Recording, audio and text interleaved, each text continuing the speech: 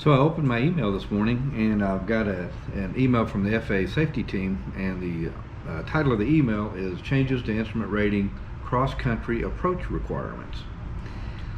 And just let me read this little email to you real quick. Won't take long, it's only about two paragraphs. It says the Federal Aviation Administration recently reviewed two legal interpretations and determined that they were overly restrictive.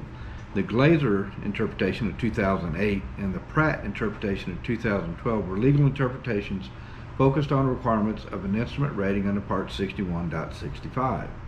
Specifically, the requirement to use three different kinds of approaches with the use of navigation systems to meet the requirements. These interpretations inaccurately concluded that an applicant for an instrument rating must use three different kinds of navigation systems to meet these requirements.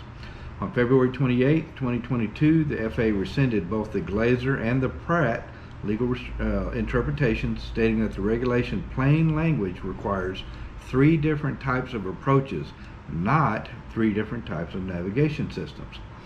So it's just mentioning that CFIs and DPE should be aware that requirement for an instrument rating may be met by performing three different approaches regardless of the source of navigation. All right, so that sounds pretty straightforward right there.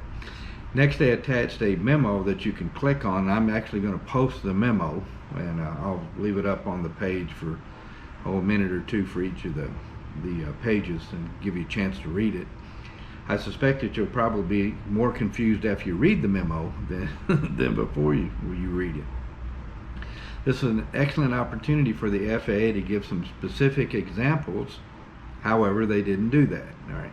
So one example, say for instance, example plainly stating that one ILS approach, one localizer approach, and one RNAV/GPS approach would meet the requirements for three different approaches, and give some other examples of exactly what would meet the requirements. However, they didn't do that. So I'm not too sure that they don't need to issue a memo to clarify the memo, to exactly state and give some specific examples of one precision approach, two non-precision approaches, such as one ILS, one localizer, one GPS approach. But anyway, I'll post a memo for you guys to take a look at, and stay tuned. Maybe there'll be a memo to interpret the memo later.